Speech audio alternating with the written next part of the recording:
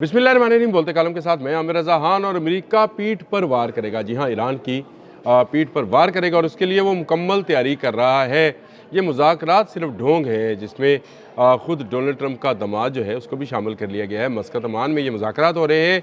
एक तरफ ईरान से कहा जाएगा कि वो अपने अनरिच्ड जो मवाद है यूरेनियम का उसको ज़ाया करे और अपने मिसाइल प्रोग्राम को ख़त्म करे और उसके बाद उस पर हमला किया जाएगा। मुझे ये क्यों लगता है या क्यों मैं कह रहा हूँ, इसकी एक बुनियादी वजह है। मैंने सिर्फ एक दिन पहले एक व्लॉग किया था जिसमें मैंने बताया था कि ईरान ने एक ऐसा ड्रोन बनाया है जो 30,000 फुट की बुलंदी पर उड़ने वाले फ्यूल टैंकर्स और उड़ने वाले एवॉक्स जहाज़ों को निशाना बना सकते हैं। इस तजर्बे के बाद अमेरिका और इसराइल जो है वो खौफ से उन पर खौफ तारी था कि उनके फ्यूल टैंकर्स जो फ़ज़ा में उड़ते हैं, क्योंकि आपके जंगी जहाज़ों में इतना फ्यूल नहीं होता और अगर ज़्यादा फ्यूल हो तो ज़्यादा असला नहीं होता, यानी उस पर ज़्यादा गोला बारूद नहीं होता, वज़न का हिसाब होता है इन जहाज़ों के अंदर। तो इसलिए उसमें उसको रस्ते में रीफ्यूल किया जाता है। इससे पहले भी जब जंग जून हुई थी ईरान और अमेरिका और इसराइल के साथ, तो उसमें भी इराक़ की फ़िज़ा में इन तैयारों को रीफ्यूल किया गया था जो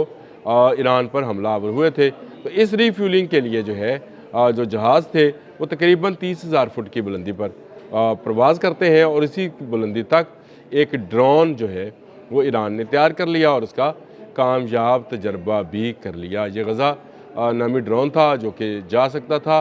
मैंने उसका नंबर भी बताया था, मैंने सारी चीज़ें उसके तजर्बे के हवाले से भी बताई थी और ये भी बताया था कि ये तजर्बा पिछले माह 16 तारीख को किया गया था। और उसके बाद से एक तरफ अमेरिका मुज़ाकरात का ढोंग रचा रहा है और दूसरी तरफ अपने A-11E जहाज़ जो है उनको मशरक़ वस्ता में पहुँचा रहा है और अब तक वो 3 जहाज़ पहुँचा चुका है। ये जहाज़ क्या है और ये क्यों पहुँचाए जा रहे हैं, इससे वाज़ह होता है। एक इंटरनेशनल मीडिया ने तो वाज़ह तौर पर कहा कि अमेरिका जंग से यानी ईरान पर हमला करने से पीछे नहीं हट रहा, आगे बढ़ रहा है। मुज़ाकरात एक तरफ रहे लेकिन इन जहाज़ों का जाना, जिनको ख़ुसूसी तौर पर इसलिए तैयार किया गया है कि ये बैटल फील्ड के अंदर होने वाली तमाम नकलो हरकत जो है उसको अपनी फ़ौज तक पहुँचाए। ये इसको आप इस तरह से समझे, ये उड़ता हुआ एक टावर है जो कि इतनी बुलंदी पर उड़ता है कि इस तक कोई जो है ड्रोन या मिसाइल जो है ईरान का नहीं पहुँच सकेगा। और ना सिर्फ ना पहुँच सकेगा बल्कि ये जहाज़ जो है ईरान के तमाम नकलो हरकत जो है उनको नोट करता रहेगा और उनको अपनी फ़ौज तक पहुंचाता रहेगा। यानी ये एक ख़तरनाक उड़ता हुआ आप समझे एक प्लेटफॉर्म है जिसके अंदर ना सिर्फ जो है इसको तैयार करने में इसमें गोला बारूद भी रखा गया है ताकि ज़रूरत पड़ने पर ये उसके मिसाइल्स भी इस्तेमाल कर सके, बल्कि इसमें पूरा कम्युनिकेशन सिस्टम है। ये बम्बार्डियन का तैयार करदा जहाज़ है जी।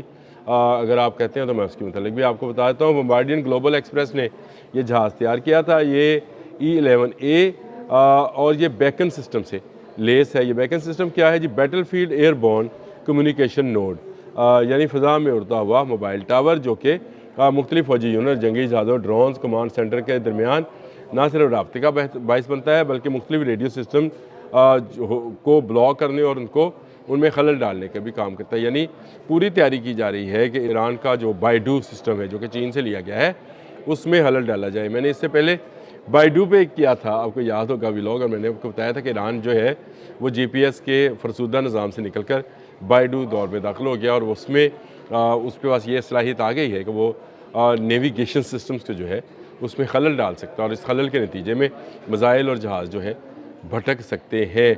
अब उसके जवाब में E-11A जो है बम्बार्डियन का वो लाया गया है और इसको जो है पहुँचा दिया गया है। मिडल ईस्ट के मुख्तलिफ ममालिक बशमूल सऊदी अरब मुख्तलिफ ममालिक में 3 जहाज़ जो है आ गए हैं। और जिस इंटरनेशनल मीडिया का मैं हवाला दे रहा था BBC का, उसने ये बताया कि इससे नज़र आता है उसके तजियाकार ने कि ये जो अमेरिका है वो अभी तक जंग से पीछे नहीं हटा है। दो एक तरफ जो है मुज़ाकरात की बात चल रही है और दूसरी तरफ ये काम किया जा रहा है। और ये जो है उन्होंने कहा कि ये हानिया इंटरनेशनल एयरपोर्ट से रवाना हुआ यूनान के और ये उसके बाद 4 घंटे बाद ये सऊदी अरब में प्रिंस सुल्तान एयर बेस पर पहुंचा है और ये तीसरा जहाज़ है जो वहाँ पहुँचाया गया है। यानी मुसलसल पेशकदमी जो है امریکہ کی جانب سے نظر آ رہی ہے۔ امریکہ کی جانب سے کہیں پسپائی نظر نہیں آئے گی، یعنی پسپائی سے مراد کہیں وہ پیچھے ہٹتا ہوا اور مذاکرات کرتا ہوا نظر نہیں آتا ہے، لیکن مذاکرات پر تیار کیوں ہوا؟ خطرہ اس کو یہ ہے کہ چین اور روس جو ہے امریکہ سے بدلہ لینے کے لیے اس کو اس جنگ میں نہ دھکیلیں، اس لیے وہ ضرورت سے زیادہ محتاط انداز سے اپنی تیاریوں کی۔ یہ وہ ہے ڈونلڈ ٹرمپ جو ہے وہ مسلسل یہ بات کر رہے ہیں، اوپر سے وائٹ ہاؤس کا یہ بیان آنا کہ ہم دیکھ رہے ہیں کہ ایران ان مذاکرات کے نتیجے میں کس حد تک پسپائی اختیار کرتا ہے۔ ڈونلڈ ٹرمپ انتظار کر رہے ہیں، نہیں تو جنگ موجود ہے۔ تو ایران اگر پسپائی اختیار کر بھی لے، ایران اگر اپنا ایٹمی اور نیوکلیر پروگرام اور اپنا میزائل پروگرام جو ہے اس کو رول بیک کرنے کی بات کر بھی لے، امریکہ پیچھے ہٹنے والا نہیں ہے۔ اور میں اس بارے میں آپ سے بیشتر ولاگ جو ہے کر چکا ہوں کہ امریکہ دنیا کے تیل پر قبضہ کرنا چاہتا ہے۔ جو دانشور اور جو یوٹیوبرز کہہ رہے ہیں کہ شاید یہ تیل کا معاملہ نہیں ہے اور شاید یہ امریکہ جو ہے وہ وینزویلا کی معیشت کو بہتر کرنے کے لیے وہاں گیا ہے، جو کہ تباہی کے دانے پر پہنچی تھی، تو یہ ان کی خام خیالی یا ان کا خواب ہو سکتا ہے، یہ حقیقت نہیں ہے۔ حقیقت یہی ہے کہ دجالی سسٹم کا یہ ملک امریکہ جو ہے یہ آہستہ آہستہ دنیا کی تمام پاور ہبز کے جو فیول ہے، فیول ٹینکس ہیں، ان پر قابض ہو رہا ہے۔ اس کا جو ہے بحر ہند میں اور بحیرہ عرب میں آنا اس بات کی واضح نشانی ہے کہ یہ اپنے تمام بحری بیڑے جو ہے پہلے یہ وینزویلا کی طرف لے کر گیا، وہاں پر حملہ کیا، نکولس مڈورو کو اٹھایا، اغوا کیا اور وہاں پر کٹ پتلی حکومت بنا دی، اور اب یہ ایران کے ساتھ بھی ایسا کرے گا۔ نہ صرف ایران کے ساتھ کرے گا کیونکہ واحد خطرہ ایران ہے، اس کے بعد یہ ریڈ سی میں بھی آئے گا۔ صومالی لینڈ اسے بنا چکا، صومالی لینڈ میں اڈے بن رہے ہیں اسرائیل کے، اور اس کے بعد ریڈ سی بلاک ہوگا، آبنۂ ہرمز بلاک ہوگی، اور خلیج فارس جو ہے یہ بھی بلاک ہوگی، اور اس سارے تیل پر کنٹرول کس کا ہوگا؟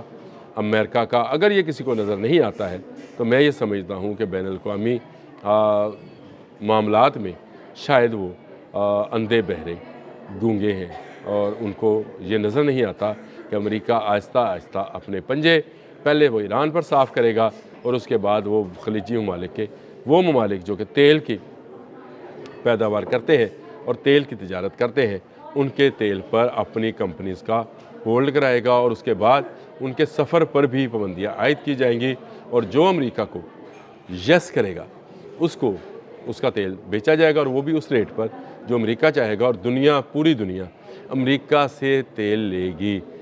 تیل لینے گئے وہ دانشور اور وہ محقق اور وہ یوٹیوبرز جو شاید آج بھی امریکہ کے گن گاتے ہیں، امریکہ آہستہ آہستہ دجالی سسٹم کو بڑھا رہا ہے اور اسلامی نظام کو جو ہے کنٹرول کرنے کی اس طرح سے کوشش کر رہا ہے کہ وہ تیل کے کنوؤں پر قابض ہو جائے، تیل کی گزرگاہوں پر قابض ہو جائے، اور اس کے بعد وہ اپنی من مرضی سے جس کو چاہے گا فیول دے گا، جس کو چاہے گا روک لے گا، کوئی اس کو پوچھنے والا نہیں ہوگا، ماسوائے وہ چند ممالک جو اپنا خود کا تیل پیدا کرتے ہوں گے۔ کوئی جو ہے امریکہ کے تسلط سے باہر نہیں، خاص کر یورپین ممالک، وہاں تیل نہیں ہوتا، خاص کر یورپین ممالک جو ہے وہ ڈسٹرب ہوں گے، ان کی قوت کو روک لیا جائے گا اور انہیں مجبور کیا جائے گا کہ وہ بھی اسی دجالی سسٹم کے اندر ہیں، تو وہ حصہ ہی ہے، لیکن پھر وہ امریکہ کی مرضی کے بغیر ہل نہیں سکیں گے۔ پھر نیٹو ہو، اقوام متحدہ ہو، کہیں پر بھی ہو، یہ تمام ممالک جو ہیں ایک کے محتاج ہوں گے۔ ہاتھ پھیلائیں گے تو تیل ملے گا، ہاتھ پھیلائیں گے تو کھانا ملے گا، ہاتھ پھیلائیں گے تو فصل دے گی زمین، ہاتھ پھیلائیں گے تو آسمان سے پانی برسے گا۔ یاد کریں یہ کیا دجالی سسٹم نے یہ ساری باتیں ہمیں بتائی نہیں گئی تھی، یہ وہی دجالی سسٹم ہے۔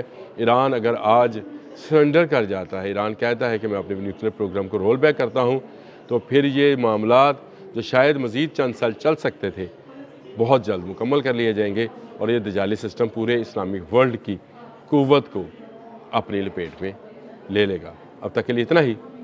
اللہ حافظ۔